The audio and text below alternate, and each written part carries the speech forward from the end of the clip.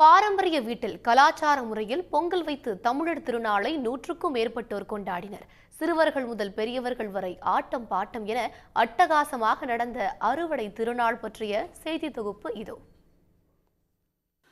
ஒரே வண்ணத்தில் புடவை அணிந்த பெண்கள், ஒரே வண்ணத்தில் வேட்டி சட்டையுடன் ஆண்கள், பாரம்பரிய வீட்டில் 27 குடும்பத்தினர் சேர்ந்து கொண்டாடிய பொங்கல் விழா காட்சிகள்தான் இவை.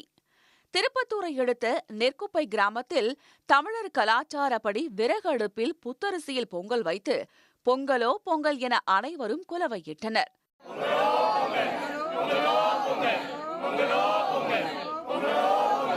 சவுதி அரேபியாவில் இருக்கோம். இந்த வருஷம் தான் எங்கள் குழந்தையோட வந்திருக்கோம். ரொம்ப சந்தோஷமா இருக்கு. எல்லாரும் ஒன்னா கொண்டாடுவாங்கன்னு சொல்லி நான் கேள்விப்பட்டிருக்கேன், போட்டோலாம் பார்த்துருக்கோம். பட் இந்த தடவை நேராக பார்க்க ரொம்ப சந்தோஷமாவும் இருக்கு. நிறைய விளையாட்டு போட்டி எல்லாமே இருக்கனால ரொம்ப ஜாலியா இருக்கு.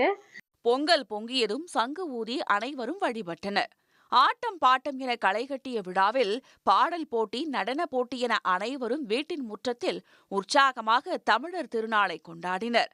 ஆண்கள் ஒருபுறம், பெண்கள் ஒருபுறம் என கயிறு இழுக்கும் போட்டியும் ரசிக்க வைத்தது.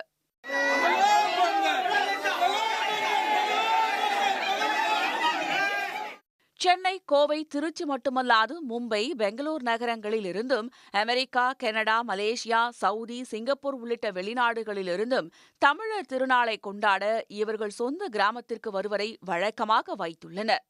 நெற்குப்பையில் 3 நாட்கள் தங்கியிருக்கும் சொந்தங்கள் குலதெய்வ கோயிலுக்கு சென்று வழிபடுவதை இன்றும் கடைபிடித்து வருகின்றனர்.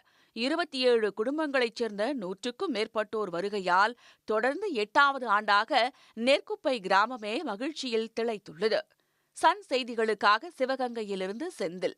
உடனுக்குடன் செய்திகளை தெரிந்து கொள்ள சன் நியூஸ் பெல் ஐகானை கிளிக் பண்ணுங்க.